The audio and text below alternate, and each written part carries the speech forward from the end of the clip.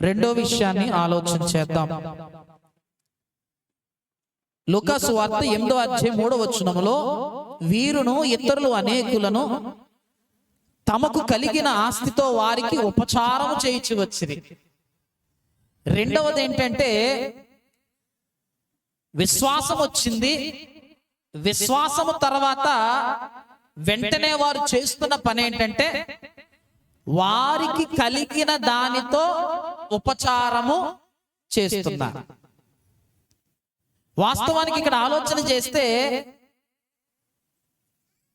మగ్దలేనే మరియ కూడా తన ఆస్తితోటి దేవునికి ఏం చేస్తుందంటే ఉపచారం చేస్తుంది. అంటే యేసు ప్రభు వారికి సహాయం చేస్తుంది. ఇక్కడెక్కడ కూడా యేసు ప్రభు అడిగినట్టుగా గాని యేసు ప్రభు కోరినట్టుగా గాని లేదు, కానీ తనలో ఆ మార్పు ఏం తీసుకొచ్చిందంటే నేను దేవుని కొరకు పని చేయాలి, దేవుని కొరకు బ్రతకాలి, దేవునితో నేను జీవించాలి అనేటువంటి ఆలోచన ఎవరిలో కనిపిస్తుందంటే ఈ మగ్దలేనే మరియలో కనిపిస్తుంది. అందుకనే ఈ విషయాన్ని మనము మర్చిపోకుండా ఎప్పుడు కూడా మన యొక్క విశ్వాసాన్ని బలపరుచుకోవడానికి, అది బలపరచడానికి ఎవరో బలపరచడం కాదు, మనలో మార్పే మన విశ్వాసాన్ని ఏం చేస్తుందంటే బలపరుస్తుంది. రెండో విషయంలో మనం ఇంకా ఆలోచన చేస్తున్నాము. చూడండి, యోహాను సువార్త 19వ అధ్యాయము 25వ వచనం కొద్దాం. అక్కడ రెండో విషయం కనబడుతుంది మగ్దలేనే మరియ కోసం. యోహాను సువార్త 19వ అధ్యాయము 25వ వచనం. ఆయన తల్లి సహోదరియు క్లోప భార్య అయిన మరియయు మగ్దలేనే మరియయు యేసు శిలువ యొద్ద నిలుచుచుండిరి. ఈ రోజు రెండవ లక్షణం మనకు కావాలి. ఒకటి, విడుదల లేని విశ్వాసము, అది నిజమైన విశ్వాసం కాదు, ఒకటి చూసాం. రెండవది ఏంటంటే శిలువ దగ్గర విశ్వాసం, శిలువ దగ్గర నిలిచిన విశ్వాసం. రెండవది ఏంటి? శిలువ దగ్గర నిలిచిన విశ్వాసం. ఎందుకు ఈ మాటను మనం ఆలోచన చేయాలంటే యేసు ప్రభు వారు శిలువకు వెళ్తున్నారని తెలిసి శిష్యులందరూ ఏం చేశారు? ఒక్కరు కూడా యేసు ప్రభుతో లేరు. పేతురు గారు కూడా గుమ్మం దగ్గరకు వచ్చి ఆయన ఏమంటున్నాడు? యేసు ప్రభు ఎవరో నాకు తెలియదు అంటున్నారు. అంటే శిష్యులందరూ కూడా యేసు ప్రభు సిలువ వేస్తున్నారని చెప్పి అందరూ పారిపోయారు, ఎవరూ లేరు. కానీ ఆ సిలువ దగ్గర నిలిచిన వ్యక్తి ఎవరు నిలిచారు? మగ్దలేనే మరియ నిలిచింది. పారిపోలేదు మగ్దలేనే మరియ. ఇదిగో యేసు ప్రభు వారు శ్రమ పడుతున్నారు, సిలువ వేసేస్తున్నారంటే ఈ స్త్రీ ఏం చేయట్లేదంటే పారిపోవట్లేదు. గనుక ఇక్కడ మనం నేర్చుకోవాల్సిన సంగతిని ఆలోచన చేయండి. చాలా మంది సిలువ దగ్గర నిలిచే విశ్వాసం అనుకుంటాదా? సిలువ అంటే శ్రమ, సిలువ అంటే కష్టం, సిలువ అంటే బాధ. నీ విశ్వాసం ఎప్పుడు ఉండాలంటే లాభాలు వచ్చినప్పుడు కాదు, నష్టాలు వచ్చినప్పుడు కూడా నీ విశ్వాసము నిలబడాలి. దుఃఖం వచ్చినప్పుడు కూడా నీ విశ్వాసము నిలబడాలి. నీకేదన్నా జరగరాని కార్యము జరిగినా సరే నీ విశ్వాసం నువ్వు కోల్పోకూడదు. యేసు ప్రభు వారు మగ్దలేనే మరియలో 7 దయ్యాలు ఎలగొట్టాడు. అంటే ఏం చేశాడు? అక్కడ ఒక అద్భుతం చేశాడు. అద్భుతం చేసినప్పుడు విశ్వాసం ఆటోమేటిక్ గా వచ్చేస్తుంది. ఎవరొద్దన్నా ఏం అవుతుంది? వస్తుంది. కానీ కష్టాలు వచ్చినప్పుడే మన విశ్వాసం ఏమవుతుంది? బయటపడుతుంది. మరియా ఇదిగో నాకు అద్భుతం జరిగింది కాబట్టి నేను నమ్మేశాను అనుకుంటే, మరి ఇప్పుడు ఏ అద్భుతం చేయట్లే కదా. ఇక్కడ యేసు ప్రభువు వారు ఏమనిపిస్తున్నారంటే సిలువ శ్రమ అనుభవిస్తున్నారు, ఎంతో వేదన అనుభవిస్తున్నాడు. అంత సిలువ వేదనలో కూడా అక్కడ నిలిచిన స్త్రీ ఎవరైనా ఉన్నారంటే ఆమె మగ్దలేనే మరియ. శిష్యులు కూడా పారిపోయిన మగ్దలేనే మరి ఏమవలేదు, పారిపోలే. ఈరోజు మన క్రైస్తవ విశ్వాసము ఇలాగే ఉండాలి. లాభాలు ఉన్నప్పుడు అంతా దేవునితో నడుస్తారు, యేసు ప్రభుతో నడుస్తారు. నష్టాలు వచ్చేస్తే ఎవరో యేసు ప్రభుని ఇష్టపడరు. ఎప్పుడు ఏం కావాలి మనకి? మేలు జరగాలి, లాభం జరగాలి, ఏదో గొప్ప కార్యాలు జరగాలి, సంతోషం ఉండాలి. కానీ వాస్తవానికి గుర్తు పెట్టుకోండి, లాభాల్లో ఉన్నప్పుడే యేసు ప్రభుతో నడవడం కాదు. నష్టాల్లో ఉన్నా సరే ఏం చేయాలి? యేసు ప్రభుతో నడవాలి. సిలువ లేకుండా కిరీటం లేదు. సిలువ లేకుండా ఏం లేదు? కిరీటం లేదు. కనుక ఎప్పుడైనా మీరు ఒక విషయాన్ని మర్చిపోకండి. కష్టం వచ్చినప్పుడు దేవునికి దూరం కాకుండా కష్టాల్లో కూడా దేవుని మీద విశ్వాసం కలిగి జీవించాలి. అందుకే మరియా చాలా చాలా గొప్ప విశ్వాసం చూపిస్తుంది. స్వస్థతలు చేస్తున్నారంటే చాలా మంది జనాలు పరిగెట్టుకు వెళ్ళిపోతారు. అక్కడ రాలిచ్చి కొడుతున్నారంటే ఎంతమంది ఉంటారు చర్చిలో? అయ్యా మన సంఘంలో స్వస్థతలు జరిగేస్తున్నాయని ప్రకటన చేసామనుకోండి, వచ్చేస్తారు తండపు తండాలుగా. ఇక్కడికి వచ్చిన వాళ్ళందరినీ మోకాలు ఏం చేస్తున్నారు అన్నాం అనుకోండి, ఒక్కరని వస్తారా? రారు.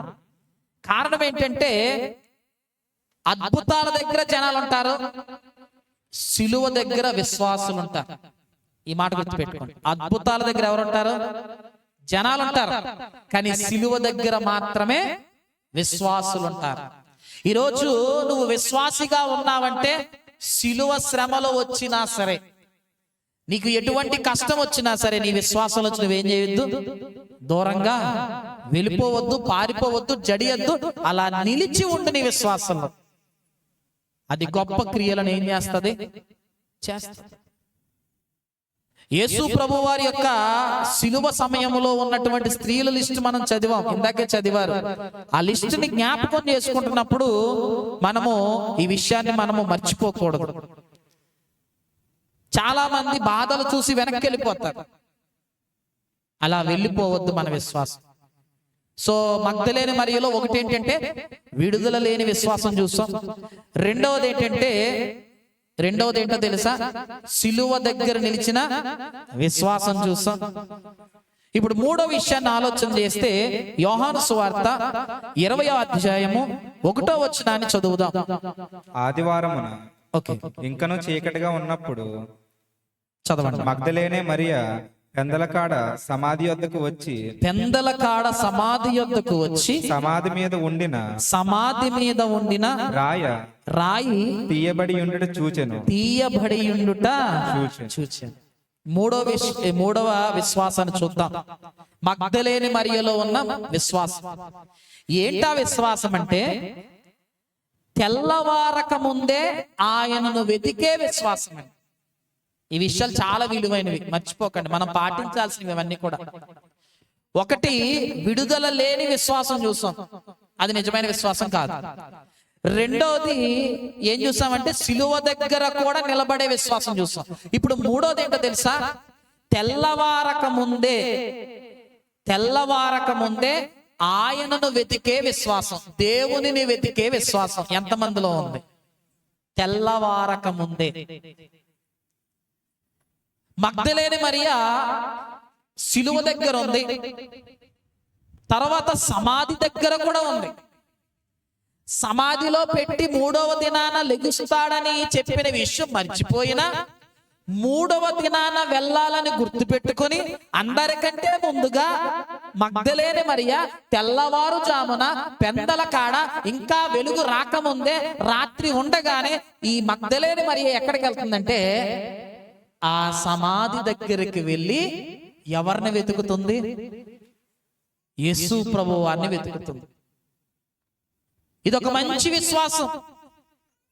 ఈరోజు మనలో ఇటువంటి విశ్వాసము ఉండాలి. ఎందుచేతనంటే యేసు ప్రభు వారు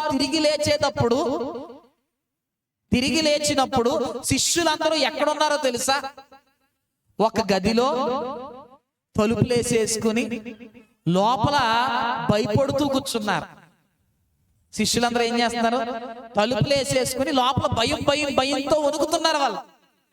కానీ ఈమెమో చీకటితోనే తెల్లవారక ముందే సమాధి దగ్గరికి వెళ్ళిపోయి యేసు ప్రభువుని ఎదురు చూస్తుంది. ఎంత గొప్ప విశ్వాసం ఆలోచించండి. శిష్యులేమో పట్టపగలో తలుపేసుకుని లోపల వణికేస్తూ ఉంటే ఈ స్త్రీ ఏమో ఇంకా తెల్లవారక ముందే చీకటితో ఉండగానే సమాధి దగ్గరికి వెళ్ళిపోయి ఎవరిని వెతుకుతుంది? యేసు ప్రభువుని వెతుకుతుంది. కాబట్టి ఈరోజు మనలో ఇటువంటి విశ్వాసం ఉందా? ఏంటా విశ్వాసము అంటే, ఏమిటా విశ్వాసం అంటే వేకువ జామునే, అందుకే ప్రారంభ సమయాల్లోనే దేవుణ్ణి వెతికేటువంటి అవకాశము మనకుందా? తెల్లవారక ముందు దేవుణ్ణి వారిని ఏం చేశారు వాళ్ళు? ఈరోజు మనం ప్రభువును ముందుగా వెతకాలి. ప్రభువును ముందుగా సంఘంలో మనం వెతకాలి. ముందు ప్రభువును వెతికే వారంగా ఉండాలి. అందుకే మొదట నా రాజ్యమును నా నీతిని వెతకండి అన్నాడు. ఈరోజు మనలో ఈ విశ్వాసం ఉండాలండి. అన్నిటికంటే ముందు ఏం వెతకాలి? ప్రభువును వెతకాలి. ఉదయం లేచావా? ఏం వెతుకు? ఏం వెతుకు? చార్జర్ వెతక్కు, ఫోన్ వెతక్కు, వాట్సాప్ మెసేజ్లు వెతక్కు, వీడియోలు వెతక్కు. నీకు ఏదన్నా మెసేజ్ వచ్చిందేమో అయ్యి వెతక్కు. ముందు ఎవరిని వెతుకు? ప్రభువును వెతుకు. తెల్లవారుజామునే నువ్వు మోకాళ్ళేసి ఈరోజు దేవుడు నీ చేత చేయించేటువంటి కార్యాలు వాటి కొరకు నువ్వు వెతుకు. అలాగే వాక్యం తెరిచి దేవుడు నీతో ఏం మాట్లాడుతున్నాడనే విషయం కోసం నువ్వు వెతుకు.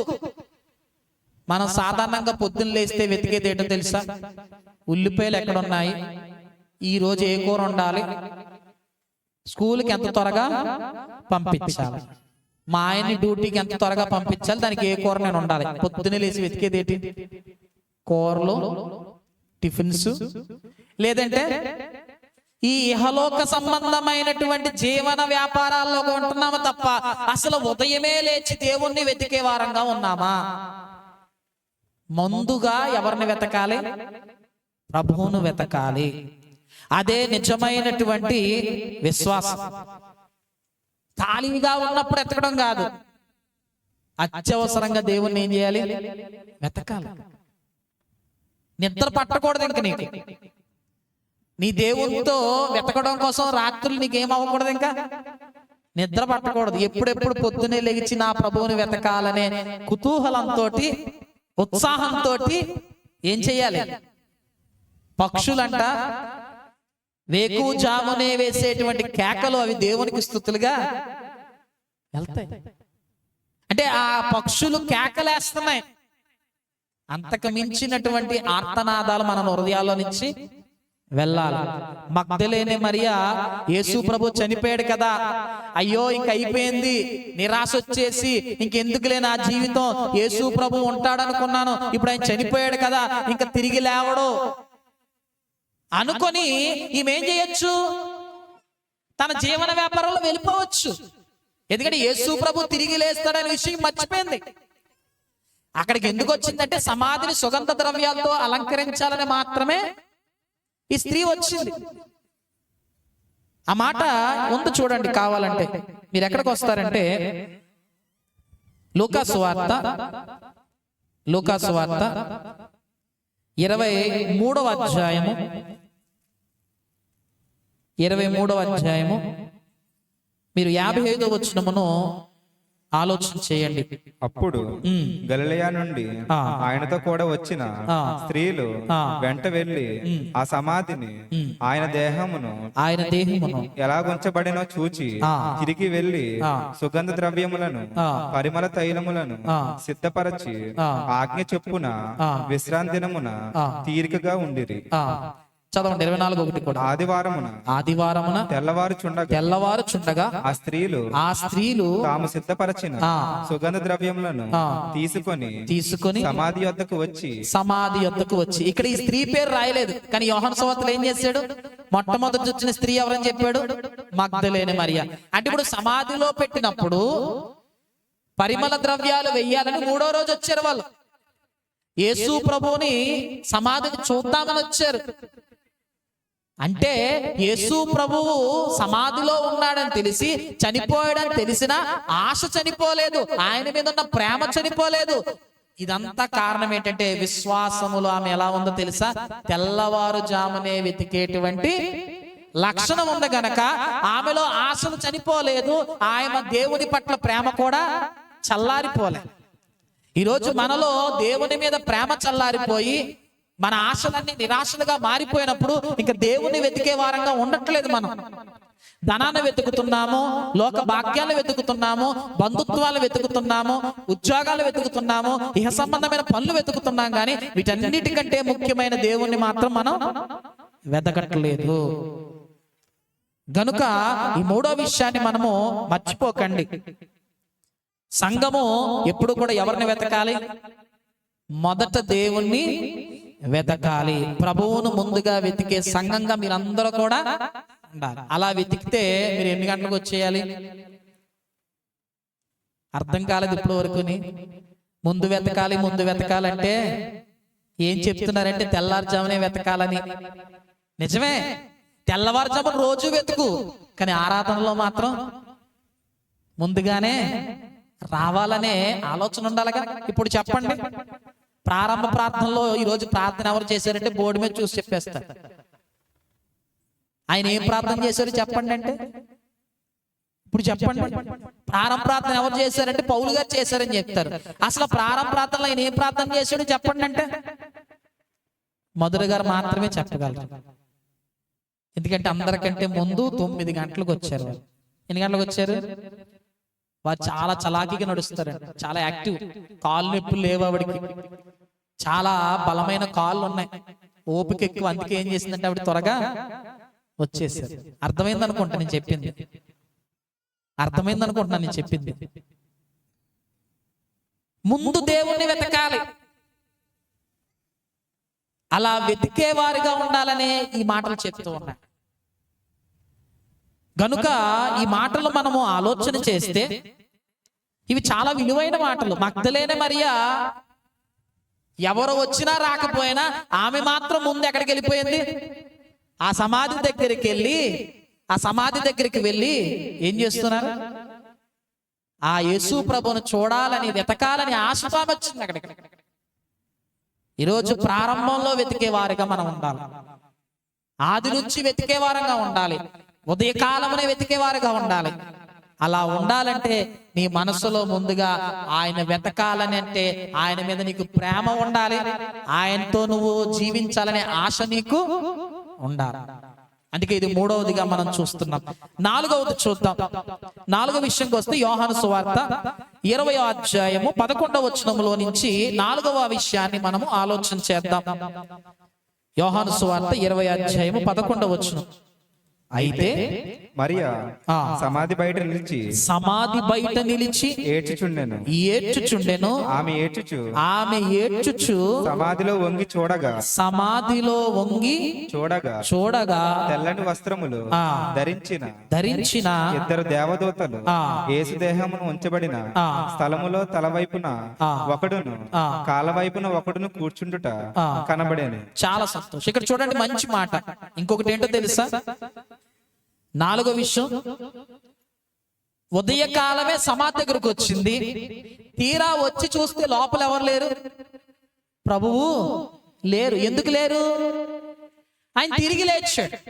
యేసు ప్రభు తిరిగి లేచాడనే విషయం మర్చిపోయింది. ఎవరంటే మగ్దలేనే మరియ. మర్చిపోయినప్పుడు సమాధి బయట కూర్చుని ఏం చేస్తుందో తెలుసా? ఏడుస్తూ ఉంది, కన్నీళ్లు కారుస్తూ ఉంది. అందుకే 4వ విషయం ఏంటో తెలుసా? కన్నీళ్లు కార్చుతూ వెతికే విశ్వాసం, ఏడుస్తూ వెతికే విశ్వాసం అన్నమాట. నువ్వు కన్నీళ్లు కారుస్తూ నువ్వేం వెతకాలి? విశ్వాసం. కన్నీటిని కార్చాలి. అదే మగ్దలేని మరియలో ఉన్న మరొక లక్షణం. సమాధి బయట కూర్చుంది, లోపల యేసు ప్రభు లేడు. యేసు ప్రభు లేనప్పుడు ఈ మగ్దలేని మరియా ఏమంటుంది? అయ్యో నా ప్రభువు లేడే అని చెప్పి, సర్లే ఎవరన్నా ఎత్తుకుపోరేమో అని చెప్పి పారిపోయిందా? వెనక్కి వెళ్ళిపోయిందా? అయ్యయ్యో నా ప్రభు ఏమయ్యాడని చెప్పి అక్కడే కూర్చొని ఎక్కి ఏం చేస్తుందంటే ఏడుస్తూ ఉంది. లోపలేమో ఖాళీ సమాధి, బయటేమో ఈవిడి యొక్క ఏడుపు. ఒక విషయాన్ని ఆలోచన చేయండి. ఏడుస్తూ కన్నీళ్లు కారుస్తున్నటువంటి ఈమె యొక్క ఆ బాధ ఏం తెలియజేస్తుంది తెలుసా? నేను నా ప్రభువుని మొదట వెతకాలని వచ్చాను, నా ప్రభువు నాకు కనబడలేదు, నా ప్రభువుని చూడాలి, నా ప్రభువు నాకు కనబడాలి అని ఇప్పుడు ఏం చేస్తుందంటే చూడటం కాదు, కన్నీళ్లు కారుస్తూ అడుగుతుంది. ఏం చేస్తుంది? హాస్పిటల్కి వెళ్తాం, ఎవరైనా బాగా తెలిసిన వ్యక్తి ఐసీలో ఉన్నారు, నువ్వేమో చాలా దూరం నుంచి వచ్చు, అక్కడికి వెళ్ళిన తర్వాత ఏమంటున్నారు? లోపలికి వెళ్ళడానికి పర్మిషన్ లేదు అంటే. నేను చూసాను చాలా సార్లు హాస్పిటల్కి వెళ్ళినప్పుడు ఐసీ దగ్గర పరిస్థితి ఏంటంటే రిక్వెస్ట్ చేస్తారు, అయ్యా అయ్యా చాలా దూరం నుంచి వచ్చాము, ఒక్కసారి మమ్మల్ని ఏం చేయండి. వాళ్ళంటారు ఇప్పుడు కుదరదమ్మా, లోపల పేషెంట్ పరిస్థితి బాగోలేదు, నువ్వు వెళ్ళి చూడటానికి కుదరదు అంట. వీళ్ళు ఏం చేస్తారు తెలుసా? ఏడుస్తారు, అయ్యో ఒకసారి చూస్తే బాగుండని. ఆఖరికి ఇద్దరు వస్తే కుటుంబంలో అక్క చెల్లి వచ్చారనుకోండి, అక్కనో చెల్లినో పంపిస్తారు, ఇంకొక ఆవిడ ఏం చేయాలి పాపం? బాధపడాల్సిందే. అంటే ఈవిడ తాపత్రయం ఏంటి? ఎలాగైనా లోపల ఉన్న ఆవిడ్ని చూడాలని. ఇప్పుడు ఇంకా రిక్వెస్ట్ చేస్తారు కొంతమంది, బతిమిలాడితే బతిమిలాడితే బతిమిలాడితే ఎప్పుడో ఒక చిన్న జాలి పుట్టి సర్లేండి. మాకైతే చాలా ఎలవస్ ఉంటాయండి. హాస్పిటల్కి వెళ్ళిపోగానే అమ్మ నేను పాస్టర్ కానీ చిన్న ప్రార్థన చేస్తానంటే కొంచెం మా పట్ల ఏం చూపుతారంటే నర్సులు జాలి చూపుతారు. ఎక్కువ శాతం క్రిస్టియన్లు ఎక్కువ ఉంటారు, జాలి చూపుతారు. నిన్న కూడా హాస్పిటల్కి వెళ్ళినప్పుడు ఒక బాబు ఐసీలో ఉన్నాడు. ముందన్నారు పంపించడానికి అవదన్నారు. అమ్మ నేను పాస్టర్ కానీ చిన్న ప్రార్థన చేసి వచ్చేస్తానంటే సరేనండి వెళ్ళండి అన్నారు. మాకు ఉంటుంది పర్మిషన్, కానీ అందరికీ పర్మిషన్ ఉంటుందా? ఒకేసారి 10 మంది ఊర్లో అందరూ వెళ్ళిపోయారు, పంపించేస్తారా? ఇప్పుడు వాళ్ళ బాధ ఎలా ఉంటది? అంత దూరం నుంచి వచ్చి చూడకుండా వెళ్ళిపోతే ఎంత బాధ ఉంటది. అలాగే ఎవరైనా చనిపోయినప్పుడు కబురు పెట్టారు, సమాధి చేసేటప్పుడు చాలా టైం వెయిట్ చేస్తారు. ఎందుకో తెలుసా? ఆ చివరి చూపు చూడాలి. తీరా రావట్లేదు అని తెలిసి సమాధి చేసేసిన తర్వాత వచ్చారు అనుకోండి, ఇంకా వాళ్ళ బాధ ఆపుగలమా? చూడాలని వచ్చారు, ఆఖరికి చూడలేక వారు ఏమైపోతారు? ఏడుస్తారు. ఇక్కడ సేమ్ మగ్ధలేని పరిస్థితి కూడా అలాగే ఉంది. అయ్యో నా ప్రభువును చూద్దామని నేను వచ్చాను, సమాధిలో ఉన్న యేసుని చూద్దాం అనుకున్నాను, ఇప్పుడు సమాధిలో ఎవరు లేరు, యేసు లేడని కన్నీళ్లు కారుస్తాం. ఏం చేస్తుందంటే ఏడుస్తూ ఉంది. గమనించండి, అలాంటి కన్నీళ్లలో ఏడిస్తే దేవుడు అని వదిలేస్తాడా? కన్నీళ్లతో విశ్వాసంతో అడుగుతున్న నా ప్రభువుని చూడాలని ఆశపడింది. గొప్ప సంగతి తెలుసా? యేసు ప్రభు తిరిగి లేచిన తర్వాత మొట్టమొదట చూసిన స్త్రీ ఎవరైనా ఉన్నారంటే ఆమె మగ్ధలేనే మరియా. ఎంత ఆశ్చర్యం చూడండి. అంటే కన్నీళ్లు కారుస్తూ ఏడుస్తూ విశ్వాసంతో అడిగినప్పుడు యేసు ప్రభు ఏమన్నా వదిలేశాడా? ఎవరినైతే చూడాలనుకుందో, ఎవరినైతే వెతకాలని అనుకుందో ఆ యేసు ప్రభువే కళ్ళ ముందుకి వచ్చి నువ్వు కన్నీళ్లు కారుస్తూ నీ విశ్వాసంతో అడిగి చూడు, ఖచ్చితంగా దేవుడు ఆ కార్యాలు జరిగిస్తాడు. కన్నీటికి చాలా శక్తి ఉందండి. గత శుక్రవారం నాడు కుమారి గారి యొక్క కృతజ్ఞతా కూడికలో మీకు ఆ మాట చెప్పాను. ఏంటా మాట అంటే కన్నీళ్లను బుడ్డిలో దాచ. కన్నీరు అనేది ఒక రకమైన అంతరంగిక ప్రార్థన. అలాంటి ప్రార్థనా జీవితాలు మనకుంటే, అలాంటి కన్నీటి విశ్వాసాలు మనకి ఉంటే ఖచ్చితంగా ఏం జరుగుతుంది? అలాంటి విశ్వాసాలలో నుంచి దేవుని యొక్క సహాయం మనకి లభిస్తుంది. కన్నీరు కార్చింది, యేసు ప్రభుని చూడాలనుకుంది, వెంటనే యేసు ప్రభు తిరిగి లేచిన తర్వాత మొట్టమొదట చూడడం అది ఎంత భాగ్యం అండి. పునరుద్ధానుడైన యేసుని చూసిందామే. అప్పటి వరకు సజీవుడుగా ఉన్నటువంటి మానవుడైనటువంటి యేసు ప్రభుని చూసింది, కానీ కన్నీళ్లతో ఎప్పుడైతే కార్చి ప్రార్థన చేసిందో పునరుద్ధానుడైన యేసును చూడగలిగేటువంటి గొప్ప అవకాశం ఎవరికి వచ్చింది? మగ్ధలేని మరియకి వచ్చింది.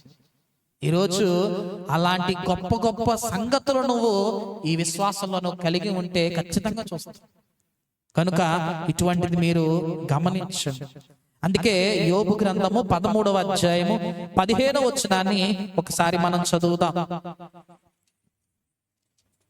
ఇదిగో ఆ. ఆయన నన్ను ఆ. చంపినను నేను ఆయన కొరకు కనిపెట్టుచున్నాను. కనిపెట్టుచున్నాను. ఆయన సన్నిధి ఆ.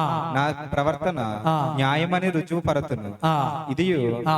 నాకు రక్షణార్థమైనదగును. ఆ. భక్తిహీనుడు ఆయన సన్నిధికి ఆ. రాతెగింపడు. చూసారా, అక్కడ ఆయన అది చెప్తున్నాడు. నేను దేవుని సన్నిధికి కనిపెట్టుకుంటాను, ఎదురు చూస్తూనే ఉంటాను. దాని కొరకు నేను అహర్నిశలు కూడా ప్రయాసపడతాను. అందుకే 1000 దినాలు వెలపట గడుపుట కంటే ఒక్క దినం నీ ఆలయంలో గడుపుట అది ఎంతో సంతోషం. నీ మందిర ఆవరణంలో మేము గడపాలని వారు ఎంతో ఆశపడ్డారు. ఈరోజు ఆ ఆతృత, ఆ తాపత్రయం మనకు ఉండాలి గనుక ఇది 4వ విషయం. తర్వాత మాట చూద్దాం. 5వ విషయం యోహాను సువార్త 20వ అధ్యాయము 16వ వచనం. యోహాను సువార్త 20వ అధ్యాయము 16వ వచనం. యేసు ఆమెను చూచి మరియా అని పిలిచెను. ఆమె ఆయన వైపు తిరిగి ఆయనను ఎబ్రీ భాషతో రబ్బూని అని పిలిచెను. ఇక్కడ గమనించండి, యేసు ప్రభు వారు మగ్దలేనే మరియ ఏడుస్తూ ఉంటే కనిపించిన తర్వాత ఆమె గుర్తుపట్టలే, చూసింది. అయితే ఇప్పుడు యేసు ప్రభు స్వయంగా ఆయన నోట పలికిన మాట ఏంటో తెలుసా? మరియా అని పిలిచాడు. ఏమని పిలిచాడు? మరియా అని పిలిచాడు. మగ్దలేని మరియ అని పిలవలే, 7 దయ్యాలు కలిగిన స్త్రీ అని పిలవలే. అంటే పాత జీవితాలతో పిల్లలేదు, గత జీవితంతో పిల్లలేదు. ఏమని పిలుస్తున్నాడు? కేవలం తన పేరు పెట్టి మరియా అని పిలుస్తూ ఉంటే వెంటనే ఈమె కలిగిన గొప్ప విశ్వాసం ఏంటంటే యేసు ప్రభు స్వరాన్ని గుర్తుపెట్టింది. చూసినప్పుడు గుర్తుపట్టలేదు కానీ యేసు ప్రభు స్వరం విన్నప్పుడు గుర్తుపెట్టిందండి. ఎవరిని? యేసు ప్రభుని గుర్తుపెట్టి వెంటనే అంటుంది, రబ్బూని, బోధకుడా, నువ్వు సజీవుడుగా ఉన్నావా, నువ్వు తిరిగి లేచావా అని చెప్పి అక్కడ యేసు ప్రభువుని ఏం చేసిందంటే గుర్తుపట్టింది. అందుకే మళ్ళా చదువుతాను చూడండి. యేసు ఆమెను చూచి మరియాని పిలిచెను. ఆమె ఆయన వైపు తిరిగి ఆయనను హెబ్రీ భాషతో రబ్బూని అని పిలిచిన. ఆ మాటకు బోధకుడా అని గుర్తు. ఈరోజు ఈ విషయంలో మీరు గుర్తు పెట్టుకోండి. స్వరాన్ని వినేటువంటి విశ్వాసము నీకుందా? స్వరం వినగానే గుర్తించే విశ్వాసం నీకుందా? ఇది 5వది. 4వది ఏం చెప్పుకున్నాం? కన్నీళ్లతో కారుస్తూ వెతికే విశ్వాసం ఉందా? ఇప్పుడు 5వది ఏంటో తెలుసా? ఏమంటున్నాడు? స్వరం వినగానే గుర్తించే విశ్వాసం నీకుందా? సంఘము దేవుని స్వరం వింటున్నప్పుడు వెంటనే గుర్తుపట్టాలి. మరియ వెంటనే యేసు ప్రభు స్వరం వినగానే ఇది నా ప్రభువుది, ఆయన సజీవుడుగా ఉన్నాడు, ఆయన సమాధిలో లేడు, ఇదిగో నా ప్రక్కనే ఉన్నాడని ఆ స్వరం వినగానే ఆవిడకి ఏం తెలిసిందంటే గుర్తించేసింది. ఈరోజు దేవుని మాట, దేవుని వాక్యాన్ని గుర్తించే మనసు నీకుందా? దేవుడు నీతో మాట్లాడుతున్నప్పుడు వాక్యం ద్వారా ఆ మాటలు అర్థం చేసుకునే మనసు నీకుందా? ఆ వాక్యాన్ని నువ్వు గ్రహించే మనసు నీకుందా? ఆ స్వరాన్ని నువ్వు గుర్తుపట్టగలుగుతావా? అసలు ఆలోచించు. యేసుప్రభు ఏమన్నాడు? నా గొర్రెలు నా స్వరము వినును. మనము నిజముగా క్రీస్తు సంబంధించినటువంటి గొర్రెలైతే మనము ఎవరి స్వరాన్ని వినాలి? క్రీస్తు స్వరాన్ని వినాలి, క్రీస్తు స్వరాన్ని గుర్తుపట్టాలి. ఈరోజు సత్య వాక్యాన్ని గుర్తుపట్టే వాళ్ళగా ఉండాలి. ఈరోజు సత్యమేదో అసత్యమేదో కూడా తెలియని స్థితిలో సంఘాలు ఉంటున్నాయి. కానీ సంఘము సత్యమైన వాక్యమును గుర్తుపట్టేలాగున ఉండాలి. అలాంటి విశ్వాసం నీకు కలిగి ఉండాలి. నీకు ఏదైతే ఉపదేశించబడుతుందో, నీకు ఏదైతే చెప్పబడుతుందో అది నువ్వు కనిపెట్టాలి. ఈ వాక్యము నా జీవితానికి సరిపోతుంది కదా. అయ్యో, ఈ వాక్యములో నేను తెల్లవారుజామున నేను ప్రార్థన చేయట్లేదు కదా. అయ్యో, ఈ వాక్యం నాకు చెప్తుంది నేను ఎప్పుడు కన్నీళ్లతో నేను అడగలేదు కదా. అయ్యో, ఇంకా నా పాప జీవితాన్ని నాలో కలిగి ఉన్నాను, ఇంకా నేను విడుదల కాలేదు కదా. ఈ వాక్యము నీకు ఉపదేశిస్తున్నప్పుడు ఆ మాట, దేవుని మాటను నువ్వు గుర్తుపట్టే స్థితిలో నువ్వు ఉండాలి. ఈరోజు అలాంటి విశ్వాసం నీకుందా? క్రీస్తు మాట వినగానే, ఆయన స్వరం వినగానే నువ్వు గుర్తుపట్టాలి. మరియమ్మ ఏం చేసింది? గుర్తుపట్టేసింది. చూస్తే గుర్తుపట్టలేదు కానీ స్వరం బట్టి గుర్తుపట్టింది. కొన్నిసార్లు ఫోన్లు చేసి ఏం చేస్తారు? ఏడిపిస్తారు. ఏమని ఏడిపిస్తారు? నేనే అంటారు. నేనే అంటే చెప్పుకో చూద్దామంటారు. అవతల వ్యక్తి కొంచెం పసిగట్టే వ్యక్తి అనుకోండి, వెంటనే ఆ స్వరాన్ని ఏం చేయొచ్చు? గుర్తుపట్టేయచ్చు. ఇంకా బాగా చెప్పాలంటే మీ ఇంట్లో వాళ్ళు మిమ్మల్ని ఈజీగా ఏం చేయొచ్చు? ఎందుకంటే ఆ స్వరం మీరు ఎప్పుడు కూడా ఏం చేస్తారు? మీ భార్య స్వరం ఖచ్చితంగా ఎంత నిద్రలో ఉన్నా ఏం చేస్తారు? చెప్పమ్మా అంటారు. అవునా కదా? ఎందుకని? పెళ్ళైనప్పటి నుంచి నీ స్వరం ఏంటి? రోజు చెవుల్లో పడే స్వరం ఏంటి? ఆవిడదే కదా. పిల్లలు ఎలాంటి వారైనా ఖచ్చితంగా ఫోన్ ఎత్తగానే చెప్పు బాబు అంటాం. మా పిల్లలు ప్రతిరోజు ఏం చేస్తారంటే సాయంత్రం ఫోన్ చేస్తారు నాకు, డాడీ ఎక్కడ ఉన్నామని. ఎందుకంటే స్కూల్ విడిచిపెట్టేస్తారు, నేను ఇంకా ఎక్కడ ఉన్నా లేట్ అవుతుందో లేదో కనుక్కోవడానికి. మా అమ్మాయి మాట్లాడుతుందో మా అబ్బాయి మాట్లాడుతుందో వెంటనే నేను ఏం చేస్తాను? గుర్తుపట్టగా. అంటే ఇక్కడ గమనించండి, నా కుటుంబంలో నా భార్య స్వరం, నా పిల్లల స్వరం నేను రోజు వింటున్నాను కాబట్టి ఈజీగా పసిగట్టేస్తున్నాను. మరి దేవుని స్వరం నువ్వేం చేస్తున్నావు? ఆదివారం 2 గంటలు వింటున్నావు. 2 గంటలు కూడదు కదా, 1 గంట వింటున్నావు. మళ్ళా ఎప్పుడో ఆదివారం వింటున్నావు. ఈ లోపల ఎన్నో స్వరాలు వచ్చేస్తున్నాయి. ఏ స్వరాలు వస్తున్నాయి? లోకంలో ఉన్న స్వరాలన్నీ వచ్చేస్తున్నాయి. ఈ స్వరాలన్నీ వింటూ అసలు స్వరం ఏదో కూడా నీకు తెలియట్లేదు.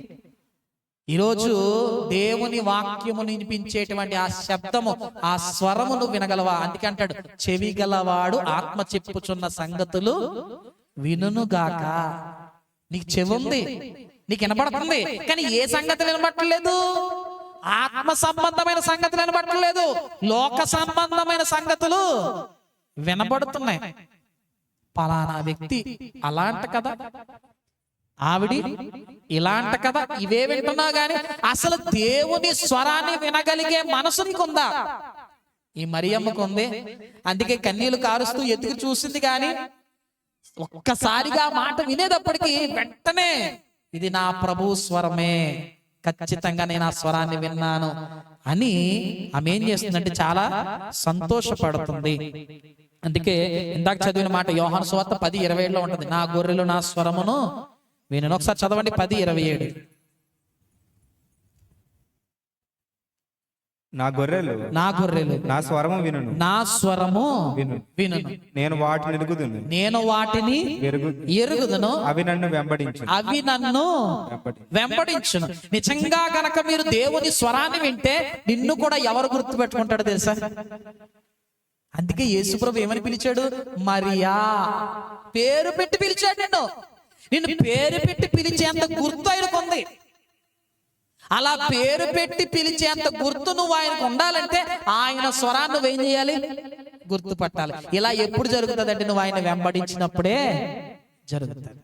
గనుక ఈ విషయాలన్నీ చాలా విలువైనవి. ఇప్పుడు మనం ఎన్ని చూసాం? 5 చూసాం. 6వ చూద్దాం. యోహాను సువార్త 20:17 చదువుదాం. యోహాను సువార్త 20:17 యేసు ఆమెతో, నేను ఇంకను తండ్రి యొద్దకు ఎక్కిపోలేదు గనుక నన్ను ముట్టుకొనవద్దు. అయితే నా సహోదరుల యొద్దకు వెళ్ళి నా తండ్రియు మీ తండ్రియు నా దేవుడును మీ దేవుడునైనా వాని యొద్దకు ఎక్కిపోవచ్చున్నానని వారితో చెప్పమని. ఇక్కడ గమనించండి, మగ్దలేనే మరియకి మరొక ప్రాముఖ్యమైన విశ్వాసం ఉంది. అదే విశ్వాసం అంటే దేవునితోనే ఉండాలనేటువంటి విశ్వాసం. అంటే పట్టు వదలని విశ్వాసం. ఏ విశ్వాసం? పట్టు వదలని విశ్వాసం. యేసు ప్రభు తిరిగి లేచాడు.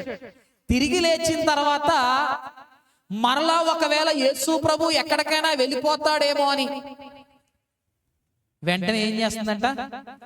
పట్టుకుంటుంది. అయ్యా, మీరు మమ్మల్ని విడిచిపెట్టి వెళ్ళొద్దు, మీరు మాకు దూరంగా ఉండొద్దు, మేము మీతోనే ఉంటామని ఆ మరియా యేసు ప్రభును పట్టుకోవాలని అనుకుంటుంటే యేసు ప్రభు అంటున్నాడు, నువ్వు నన్ను పట్టుకోవాలని చూడకమ్మా, నీ దగ్గర ఉంచాలని చూడకు, నేను నీ దగ్గర ఉండను గాని నువ్వేం చెయ్యాలో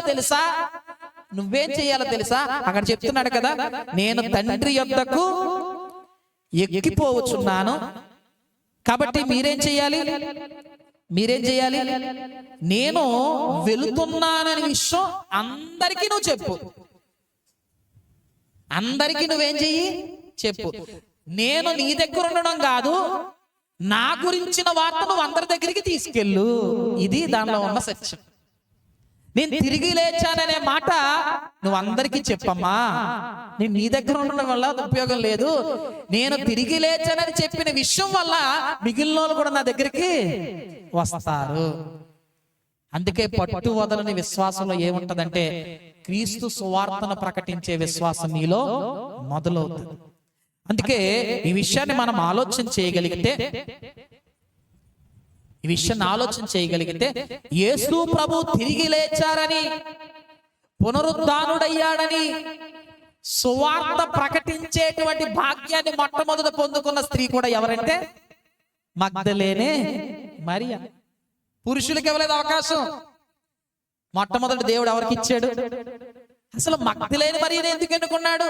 ఈ విశ్వాసములే, ఆమెలో ఉన్నటువంటి ఈ పట్టు వదలని విశ్వాసమే ఆమె మొట్టమొదట ఈ సువార్తను ప్రకటించే యోధురాలుగా మారింది. సువార్త అంటే తెలుసండి? సువార్త అంటే తెలుసమ్మా? యేసుక్రీస్తు యొక్క మరణ, సమాధి, పునరుద్ధానములను గూర్చిన వార్తే సువార్త. ఒకసారి ఆలోచన చేయండి. యేసు ప్రభు ఉన్నప్పుడు ఆమె ఉంది, యేసు ప్రభు సిలువేసినప్పుడు ఆమె ఉంది, యేసు ప్రభు సమాధి చేసినప్పుడు ఆమె ఉంది, యేసు ప్రభు సమాధిలో నుంచి తిరిగి లేచినప్పుడు ఆమె ఉంది, యేసు ప్రభు తిరిగి లేచి ఆమె తిరిగి లేచాడని చెప్పిన వార్తలో కూడా ఆమె ఉంది. సువార్తకు ప్రత్యక్ష సాక్షి ఎవరంటే మగ్దలేనే మరియా. సువార్తకు ప్రత్యక్ష సాక్షి. అన్ని సందర్భాల్లో మగ్దలేని మరియ ఉంది. సమాధిలో ఉంది, సిలువలో ఉంది, మరణంలో ఉంది, తిరిగి లేచినప్పుడు ఉంది, తిరిగి లేచి రెండవ రాకడలో పరలోకానికి వెళ్ళిపోయేటప్పుడు కూడా ఆమె ఉంది. ఈరోజు పట్టు వదలద్దు. క్రీస్తును గురించి ప్రకటించడం కొరకు నువ్వు పట్టు వదలద్దు అసలు. ఆమె యేసు ప్రభుతో ఉండాలనుకుంది, కానీ యేసు ప్రభు ఏమంటున్నాడు? అమ్మా, నా గురించి నువ్వేం చెయ్యి, అందరికీ నువ్వు చెప్పు. అంటే ఇప్పుడు తన విశ్వాసాన్ని ఏం చేయాలి? అందరికీ చెప్పాలి. నేను తిరిగి లేచిన యేసును చూశాను, ఆయన సమాధికి గెలిచాడు, మరణాన్ని జయించాడు, ఖాళీ సమాధిని చూశాను, యేసు ప్రభు తిరిగి లేచిన తర్వాత నేను మాట్లాడడం చూశానయ్యా, నేనే ప్రత్యక్ష సాక్షిదని ఈ విశ్వాసాన్ని అందరికీ పంచాలి. ఎవరు? మగ్దలేనే మరియా. చివరి విశ్వాసం యోహాను సువార్త 20:18 మగ్దలేని మరియ వచ్చి, నేను ప్రభువును చూచి తిని ఆయన నాతో ఈ మాటలు చెప్పినని శిష్యులకు తెలియచేసింది. ఇదేంటో తెలుసా? చెప్పక మానలేని విశ్వాసం. ఏడోదేంటి? చెప్పక మానలేని విశ్వాసం. అంటే సాక్ష్యం ఇస్తుంది. ఇంకా ఈ విషయం చెప్పకుండా ఉండలేదు. కనిపించిన వాళ్ళందరికీ ఏం చెప్తా తెలుసా? యేసు ప్రభుని మీరు చంపేశారయ్యా, యేసు ప్రభుని సిలువ వేశారయ్యా, కానీ యేసు ప్రభు ఇప్పుడు సిలువలో లేడు, సమాధిలో లేడు, మరణాన్ని ఆయన జయించాడు, ఆయన తిరిగి లేచాడు. ఆ మాట చెప్పి చూసారా? నేను ప్రభువును చూచాను, ఆయనే స్వయంగా నాతో మాట్లాడాడు. సాక్ష్యముతో కూడిన విశ్వాసం. ఇలాంటి విశ్వాసంలో మరియమ్మ ఏం చేసిందంటే చెప్పకుండా ఉండలేకపోయింది. యాకోబు పత్రిక 2:17 ఒకసారి చదువుదాం.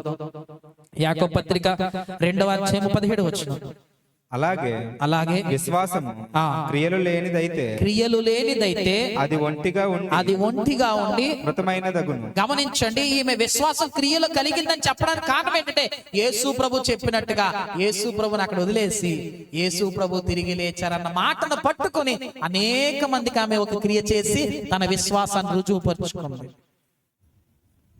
ప్రియులారా, ఇలాంటి విశ్వాసం మనకుందా? మగ్దలేని మరి ఇలాంటి గొప్ప విశ్వాసం మనలో ఉంటే ఖచ్చితంగా మనం చెప్పకుండా ఉండలేము. కానీ ఈరోజు మన విశ్వాసాలన్నీ ఎలా ఉన్నాయి తెలుసా? చచ్చిపోయినాయి.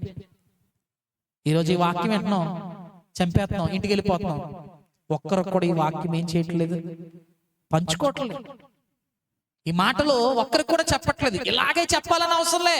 నీకు అర్థమైన 4 విషయాలు నువ్వు చెప్పగలిగితే చాలు. అయ్యా, ఈరోజు మా పాస్టర్ గారు ఒక వాక్యం చెప్పారు, ఆ మాటలు చాలా బాగున్నాయి, మగ్దలేని మరి కోసం చెప్పారంటే ఖచ్చితంగా ఆయన అడుగుతాడు ఏం చెప్పాడని. కదపండి. ఏం కదపండి? తీగ కదిపితే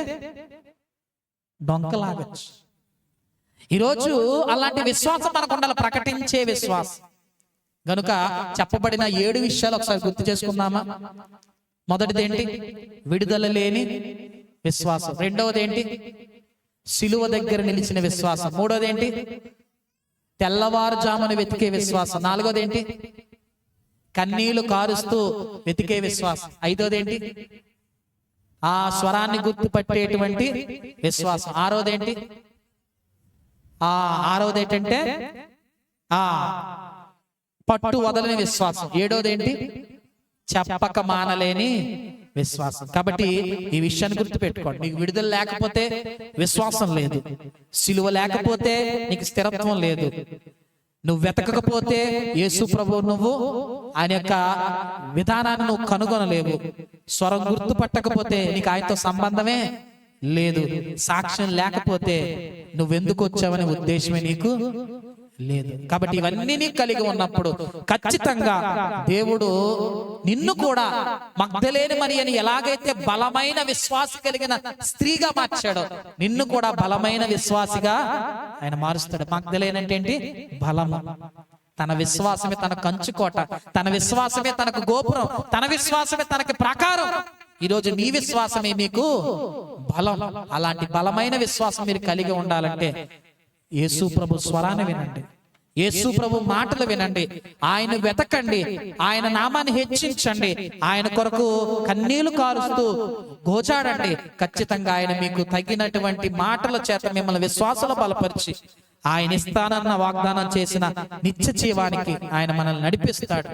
అటు నిత్య జీవపు మార్గంలోకి మీరు వెళ్ళాలంటే యేసు ప్రభువుని సొంత రక్షకుడుగా అంగీకరించి ఆయన యందు విశ్వాసముతో మీ ప్రయాణాన్ని ముందుకు కొనసాగిస్తూ మన ప్రయాణము ముగించే వరకు యేసుక్రీస్తు రాకడ కొరకు మనము ఎదురు చూస్తూ విశ్వాసం నిలకడగా ఉండాలని ఈ మాటలు తెలియచేస్తూ శ్రద్ధగా మీ అందరికీ వందనాలు తెలియచేస్తూ ఈ మాటలు ముగిస్తున్నాను. మీ అందరికీ నా వందనాలు. దేవుడు మిమ్మల్ని దీవించునుగాక. ఆమేన్.